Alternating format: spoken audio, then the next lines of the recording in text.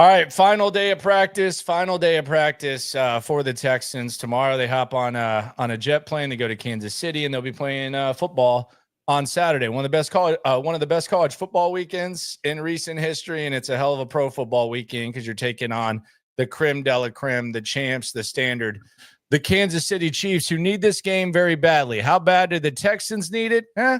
We'll discuss that here on SNL. Subscribe on all podcast platforms. Subscribe to the channel. The channel is booming. The channel is thriving.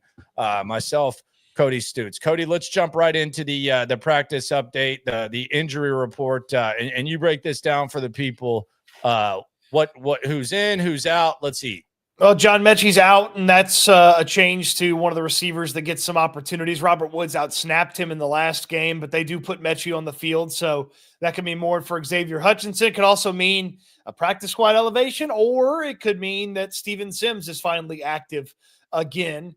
No Juice Scruggs, no Cade Stover. We expected them to be out over the course of this week as Scruggs is still dealing with the ankle injury. Cade Stover had an appendectomy last week, so I can't imagine he's going to play again this season, but stranger things have happened. And then Foley Fatukasi, I mean, he got hurt after he came back from the injury last week, and he got hurt in the game, and he's not going to play. Christian Harris pops up as questionable, did not practice on the final day of practice. Be careful. With his with an ankle injury. No determination if it's the same leg as the mysterious injury that he suffered. But that is something that the Texans should definitely be careful with. And no injury designation for Joe Mixon. So if Joe Mixon doesn't play or doesn't have his full snap count, that is something that the Texans determined to have in the game plan. But if he does play full, then he seems to be healthy enough to go and play full. Yeah, and I don't know that anything happened to Harris. I think it's just, hey, you're sore. Let's err on the side of caution. You don't need to gut it out right now. So I wouldn't read too much into that. The one thing that I think is going to happen, I would bet pretty good money on it. I would say we get an email sometime, maybe tomorrow, that Andrew Beck will be playing. So I think we see Irv Smith, Andrew Beck, and Dalton Schultz at tight ends. That's just just take it for whatever it's worth. It's just some jamoke me. But I would say we find out relatively soon that Andrew Beck is the former Longhorn going to play. Played some fullback last year. Probably going to play some a little more tight end as well, given the state of that position. But good old number 47 going to be back on the field Saturday. I think there's a very, very strong chance of that. You heard it here first. Dang, they did get him 47 back. I was double checking to make sure they got him 47 back on the roster. Yeah, he'll be. I think we will figure that out sooner. So Andrew Beck active Saturday. I would bet on it. I would anticipate that Beck or Irv Smith, and gosh, maybe even both of them. I think both get an opportunity to be just signed to the roster, not even promoted from the practice squad. They could just sign him to the roster. Irv Smith's only got one more promotion, and then he's out of promotions. He'd have to be signed. Beck, the way that the schedule shakes out, he's got 3 games left in the regular season, so you can promote him for all 3 games. And then the playoffs, you could promote the same guy as many times as you want. So Beck doesn't ever have to get signed to the active roster, and he can still play in every game the Texans have left this season as far as their playoff jaunt goes. Even if it ended up in New Orleans, he could play in that one without being on the active roster. They could just continue to promote him from the practice squad. That they're going to run out of that with Irv Smith. So I do wonder if maybe we get Cade Stover to IR, Irv Smith onto the active roster, and then we're getting an Andrew Beck promotion for the rest of the season just to help out with some of that inline blocking, the helping out the tackles. If every now and then you need to give Fisher a little help or you need to have somebody stay in because the interior is getting whipped up on, you have those guys as an option. And Beck's versatility, I mean, maybe there's something with the fullback position that they could, recapture from last year when he played a little fullback and helped this rushing attack get going because it couldn't get going against Miami. I think he's more of a tight end at this point. I think we'll see him. See him doing the fullback things, but I think at this point he's a tight end. Which he was doing tight end things last year. You should remember the touchdown against the Colts, all that. But yeah, I would much rather him be blocking. I think what you're about to say is you'd much rather him be blocking in the backfield than Dalton Schultz. I think you. Well, no, what I was going to say is they keep running an offense that needs a fullback, and they haven't had a fullback since they got it. Yeah. Like they haven't had a real the real fullback was the guy that Andrew Beck beat out. They had some guy that used to play for the Browns that was in training camp last year. He didn't make the squad. And these offenses have like real fullbacks. Like Kyle Juszczyk is a real fullback. Like he can do other things, but like he's a real fullback. Now they probably use him too much in San Francisco for other stuff. I've heard all he can do is go in motion now. Well, but for a couple years, he was very useful at real fullback stuff. Yeah, he was the fullback. Yeah, he was the fullback. He was the highest paid. He probably still is the highest paid fullback in all of football. And like they don't have it feels like they could benefit from a real fullback. They don't have one. They've pieced it together with at different times Stover and Schultz. Now Beck may get an opportunity. Maybe it's Irv Smith. Quateriano's been in the backfield blocking from that spot before he got hurt again. So that maybe they'll go away from the necessity of having a fullback. Yeah, it's going to be Beck will be on the field Saturday. I would bet on it. I don't know. I mean, a lot can change, but I would bet on it. I don't know. Well, I mean, maybe not. Who knows? Where's it at? Where's what at? Your confidence level. Where's it at? Like 90%, 95, 99. I don't know. Andrew 90, Beck, 100. Andrew Beck's not got the long hair anymore. Would you call that a devil's haircut? No, I would say thank you. If you're gonna have the long hair going out there, you gotta be playing better than that. So he's humbled, he's ready to go. So we'll see what it looks like. Might not be much, but there it is. He's not gonna go out there and be a paper tiger. Yeah, the other thing I wonder, you mentioned the receiver situation with Mechie out. Like, I don't know that means that Steven Sims plays a lot. I think it'll be Woods. Sure. But I could see them lining up a Gumbawale at receiver instead of just throwing Steven Sims out there. They did it last year against the Titans. Whenever they were kind of shorthanded at receiver, there was a little Gumbawale in the slot, which not ideal, but no. I mean, I would rather have that than Steven Sims, to be honest with you. So that's it may just simply be more Xavier Hutchinson taking Mechie's stuff and then a little bit more on Robert Woods' plate. Yeah, who knows? I mean, they're very limited on the skill position, so we'll see what that looks like tomorrow or Saturday, I should say. But I would say it's a decent bet that Andrew Beck and Irv Smith are playing. Yeah, so we'll see what that looks like. Cody Stoots, Landry Locker with you here, SNL. I predict Irv to the active roster, Beck promoted. That's my prediction. There you go. And the deadline tomorrow 3, given the fact that I think so. It would still be 3:00, right? That's a Texans cap question. He knows when the deadlines are and stuff. Because like Monday Night Football, it's different. You can have day of the game. So like I don't know if it's different for a Saturday. Yeah, who knows? It'll be interesting to see how this shapes out. It'll be interesting to see how the Mixon thing shapes out as well. One more about the injury report and guys playing. Mahomes and Hollywood up for the Chiefs in this one. So They're going to go in this one. Andy Reid announced that Mahomes is going to play, and then 10 minutes later, Jordan Schultz claimed it was breaking news that Mahomes is going to play. Guys, the Starbucks baby's just a lot. And then he said they'll probably give Hollywood Brown his first crack at the season. So, he may be limited, but that's a speed demon that you have to account for, and they can put a lot of speed on the field with, say Worthy and Hollywood at the same time. It's a lot of speed on the field. Yeah, and it'll be interesting to see what they do. I'm willing to bet they give Hollywood Brown like a chunk play down the field or something. Like they're going to give him an opportunity to make a play. That's just kind of very Andy Reedy. I know that Matt Burke knows Hollywood Brown a little bit from Arizona. He has a lot of respect for the speed. I actually talked to Burke today. I asked him the question that I don't want to ask in press conferences. What he would teach in high school if he were a football coach. I asked Burke. It turned into like a 3-minute conversation. Well, nothing's shortened when it comes to his answers. So no, and he's a smart SOB. I mean, he's Ivy League. Yep. He's Ivy League. He's like adventurous. He's very intellectual. So that's why this was a question I wanted to know, but it turned into just.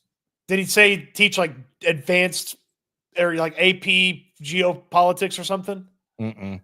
So he said his first job ever, he was actually an RA. And yeah, okay, I get it. I can see that. and he said that he taught English. And I was like, okay, so it'd be English. He goes, well, no, actually, Then he had a dissertation for you. math was my best subject, and I aced it. He said he got an 800 on the SAT in math, and this was on the 1600 scale back in the day. So there was verbal and math, and it was a 1600 scale, which I barely hit before the new one, and he got an 800 in math. So he said math was kind of his thing. I said, man, I said, man, I cheated in math all the time with the TI-83. He said, there you go.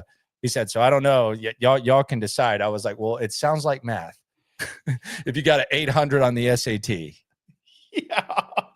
I digress, but 800 on the math portion of the SAT. I'm sure the rest of the score was very impressive too. Probably in the 1500. He's Ivy League. But I digress to say all that to say he knows about Hollywood. He seemed a little bit I know there's kind of some people that are soured on Hollywood. And let's be honest, he signed what, a 1 year, $7 million deal. So it's not like he's just like cooking lately. But he seems to have like a high amount of respect for Hollywood Brown. I mean, it could have gotten up to 11 million if he played, but he obviously didn't play enough to get to that. You should respect Hollywood Brown. He's the type of guy that, like, in a very small dose can change a game. This isn't a guy that's got to get out there and get used to getting into the rhythm and how he's breaking down defensive backs. This is a guy that just tell to run straight. He gets behind your defense. Mahomes, scramble, chunk that thing deep. Oh, there's Hollywood. All of a sudden it's 6 points. Mahomes is running down the field doing his goofy celebration stuff.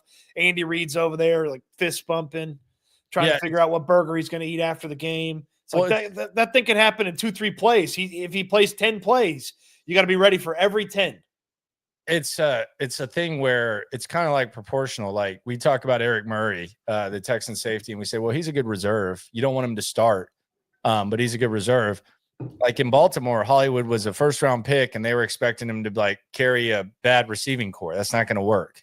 And then in Arizona, it was the same thing. Like they didn't have a lot of receivers, and he was expected to be the number one guy. In Kansas City, he's like the number 3 or 4 option. So it goes down. Like, so when you say fear, nobody's sitting here saying that Hollywood Brown is elite, but based on who's coaching him, who's around him, what he can do, an element that Kansas City has been trying to add. They've been trying to add more speed. You now have 2 very, very fast guys. They're little as hell. You can rough up Xavier Worthy and you can rough up Hollywood Brown, but that's just kind of what it is there. I do wonder if we're going to see some of those big cushions that sometimes DeMeco Ryans has those DBs give wide receivers. And it's inevitably you want the big cushions with guys that can get by you, but it does feel like Hollywood and Xavier Worthy are the perfect type of guys that Derek Stingley and Kamari Lassiter could really rough up at the line of scrimmage. Facts. Yeah. Now, what are they going to do with D-Hop? I mean, it's not like it's vintage DeAndre Hopkins, but he's still very good. Yeah, he's playing really well for them. Yeah. He's playing at a high level. So that's really what we got. We got kind of a clear picture. Kansas City, they're going all in, and then we'll see what it looks like with the Texans and Joe Mixon. The Joe Mixon thing's interesting. And he's no injury designation. He's going to play, right? Like I wonder if we're going to get more. I wonder if we're going to get more Dameon Pierce. Joe plays, but we also get more Dameon Pierce in this. But that's not necessarily conducive to winning the football game. Do we get more Dameon Pierce? Like as a way to not use – because, like, look, just because he practiced, like, it's the same conversation we've had with Mahomes. Like, Mahomes doesn't have an injury designation. He still has an ankle injury. Joe Mixon doesn't have an injury designation. He still has an ankle injury. He talked about having to rehab all week to get ready. So, like, it's still something that you need to be cognizant of if you're the team. So you can't just throw him out there and run him into the ground 30 times. No, you cannot. Logan on the super chat swarming the soup. You ain't never hate. Swarm. How do you think the Chiefs will handle the edges? Poorly. I mean, Yeah. poorly. I mean, they're a mess at tackle. They're a complete and total mess at tackle. And the Texans have two of the most productive edge rushers of the year and the best edge duo in the league. So they'll handle it very poorly. It's just a matter of them.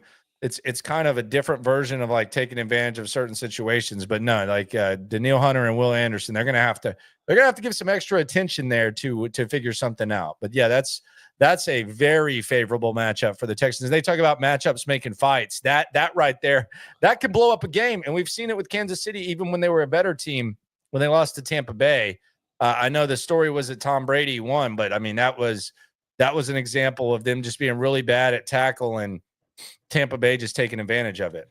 Well, I mean, that sort of hurts too. A lot of what Kansas City does in some of their short passing game. If you have Gray, who they've used a lot more at tight end, and Kelsey, if you have those guys in to even if it's just a chip or a small help, and then they're still out there running, like it's not as clean and easy as some of the stuff that they do. So be interested to see that. And then we've seen a ton of teams just try to throw their running back at Danielle Hunter. And sometimes they get him. Like Miami got him a few times.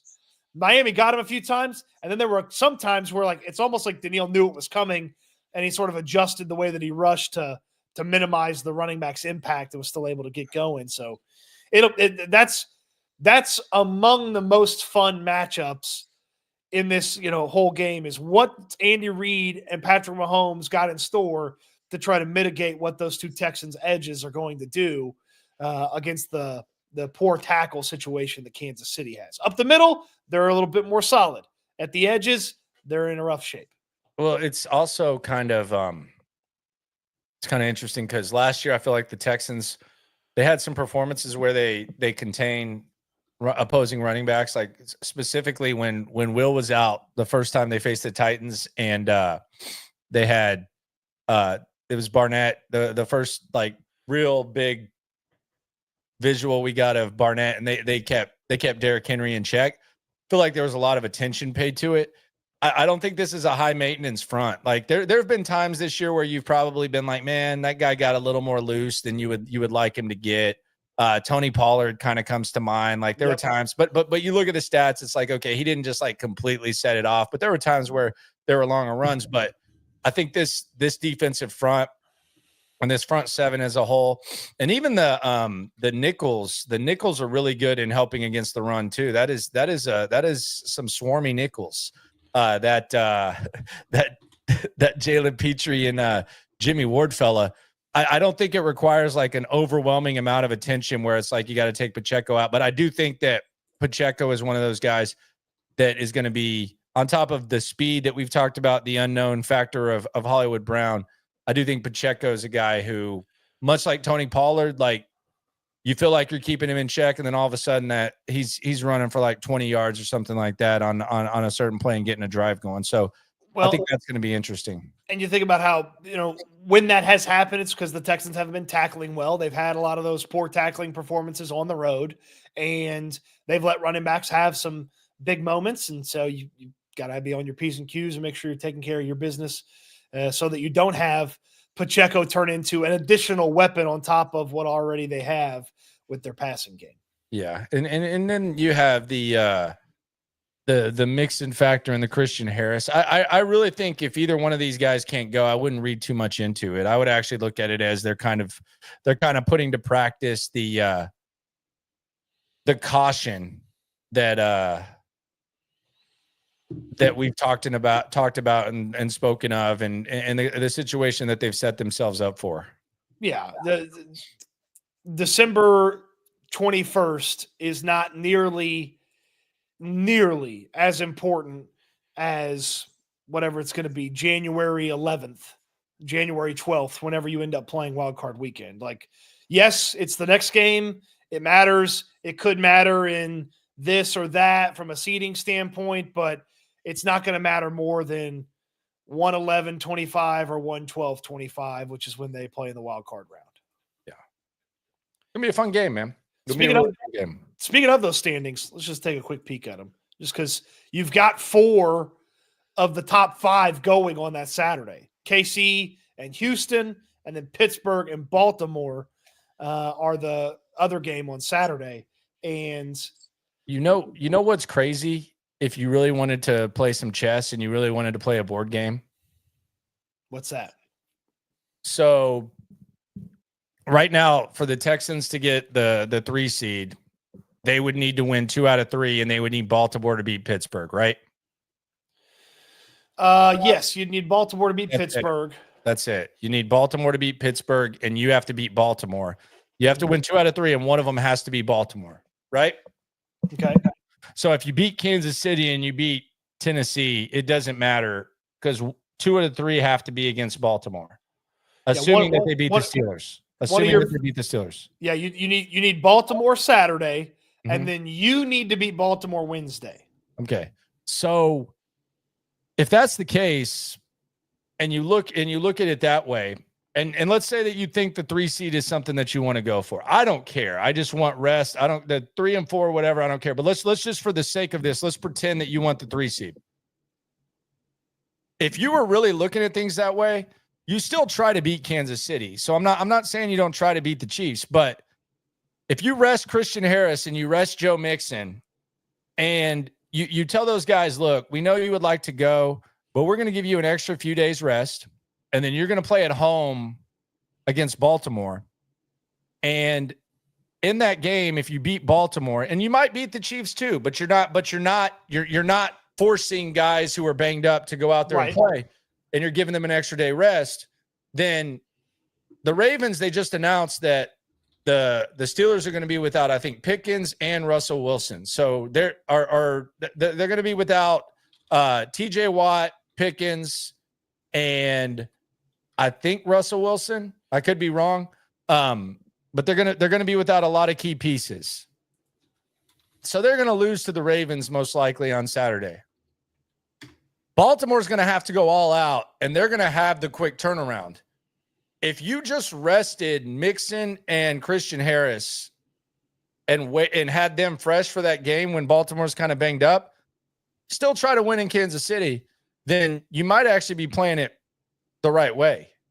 Okay, here's Baltimore. No Pickens, no Justin Fields. Okay, no Fields. Okay, so no Pickens and no TJ Watt. Nope, TJ Watt's playing.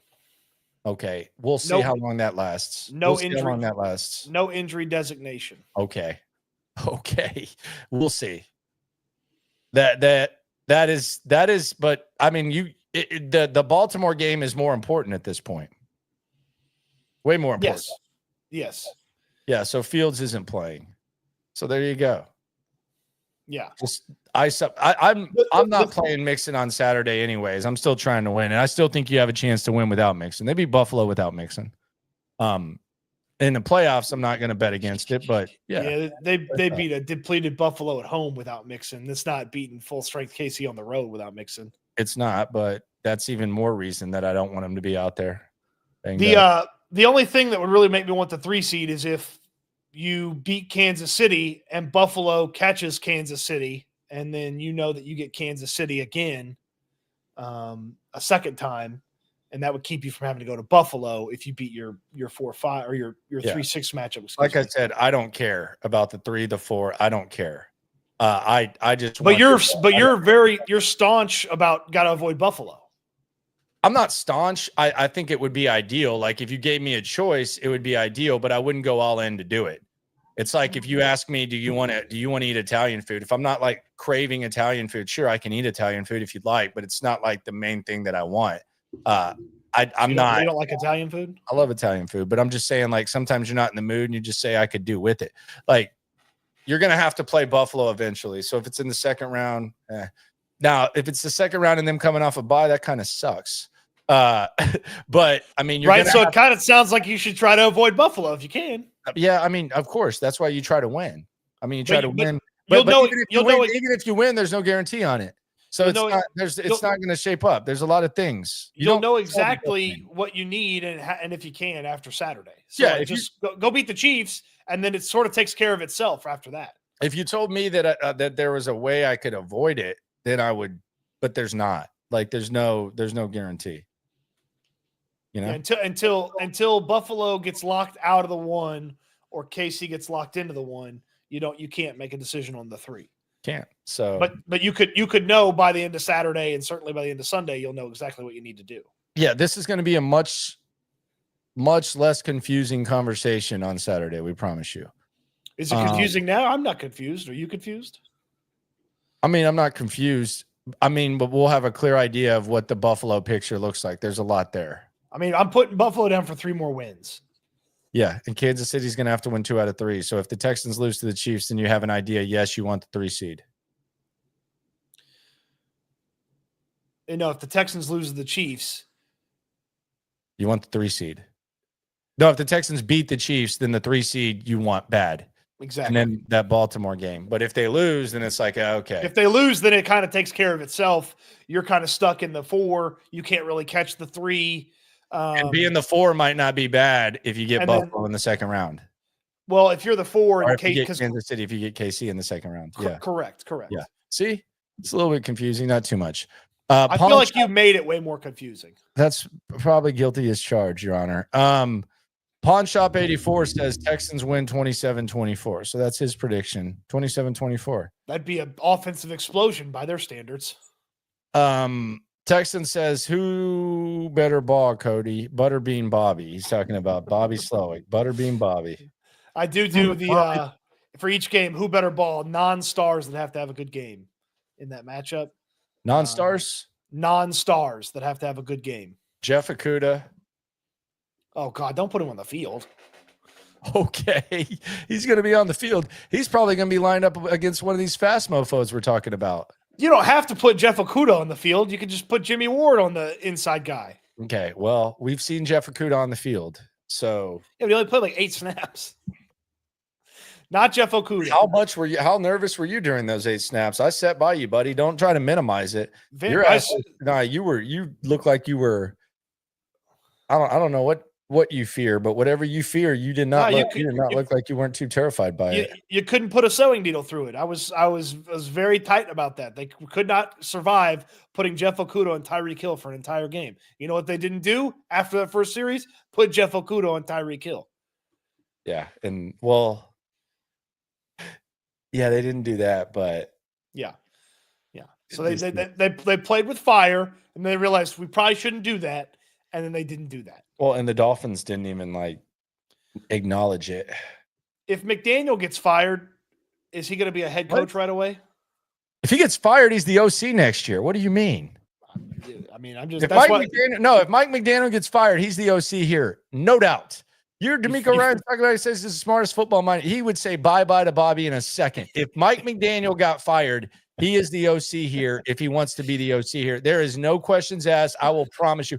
I will guarantee you, if Mike McDaniel gets fired, no matter what, he's the OC here. Period. The end. Unless he wants to go back to San Francisco, but in San Francisco, he's not calling the plays. This is your offense here, sir. 100,000,000%. He is the OC here. I promise you. How much fun would coordinator Wednesdays be with Mike, or coordinator Thursdays be with Mike McDaniel? They'd be sick. But do you not agree? Like D'Amico called him the smartest offensive football mind he's ever met. You get him in the building, yeah. No, it's over. Like he's that's why I asked if he's not immediately a head coach, because I think somebody would try to make him a head coach right away. Oh, okay, but he's not getting fired this year. You don't think so? I don't think so. Oh, I think that owner's an idiot. Yeah, he's an idiot, but that would be crazy. But yeah, if that happens, he wanted to fire him last year. That was a rumor last year. If that happens, Mike McDaniel's here, and we're gonna be blowing fat clouds together before practice. Did you get Logan's super chat that outlets think Tim Settle's comments were high-grade marijuana called Kush on the streets? Outlets think Settle's comments were respectful. I don't know what outlets are. What are outlets? I think he's saying there were some national malls, like outlet malls, media outlets. I think he's saying some media outlets thought that Tim Settle's comments were Nike outlet. Media outlets. Which comments? It's not a promise, it's a guarantee, or whatever he said.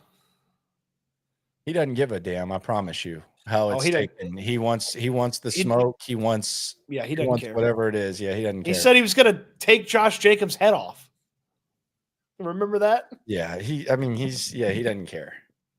I promise you. I also don't think they were disrespectful. I thought they were awesome. Yeah, it was great. Shout out to T. Good day, gents. I have a feeling we're getting Garrett Wilson. If that happens, Texans instantly become top 3 in the AFC with the defense. Yeah, the Garrett Wilson stuff's going to be one of the most popular offseason topics. I can already sense people are already wanting to talk about that. I'd do the 2 first right now. Rich Boy Jane, why is Landry playing dumb? Who said I'm playing? What if I'm just dumb? No, I don't like. I don't know what outlets means. Like when I'm being over the top. I agree. He wants specifics. Yeah, like outlets, the media. Like when people say the media, it's like nobody has like a synchronized opinion. So like I don't know. Like it's like when you work for like if someone said SNL said, I would hope that me and Cody both said it. You know. So like I don't like when someone says outlets or the media and stuff. I don't know who he's talking about. So yeah. I saw what was it? The Bad Acho. Emmanuel? Yeah, he was actually in favor of Tim Settle's comments. I mean, he was like, it's actually disrespectful to play a hurt Mahomes against the Texans. What Tim Settle did is not disrespectful. It's like, that's a take. I mean, I don't think it's disrespectful to play the best quarterback of all time. Like, sat in the lab all morning figuring that one out. It's disrespectful to play the best quarterback of all time. It's disrespectful to play a not healthy Mahomes. Okay. Yeah. Okay. All right. And then Chase Daniel was just sitting there looking at him like, what? What is he even saying? All right. So that's the final practice update. We'll be back at it again. Manana 9 a.m. I'll be back at it tonight, 10:30. We got some stuff to get into for sure. And it's vibing, man. We got the post game on Saturday, Locker Room channel. And we got the holidays coming up. So appreciate y'all for riding with us this year. It's just getting fun. It's going to get more clear after the Chiefs game. And we'll see how it goes. Andrew Beck, expect him to play on Saturday. You heard it here first. Don't let anyone jack that from me. And always remember, when it comes to this Texan stuff, we're all in it together. Eat good, sleep good, be good. We'll talk Texans again soon. Thanks for watching, everybody. Thank you, Texan, for the super chat here at the end.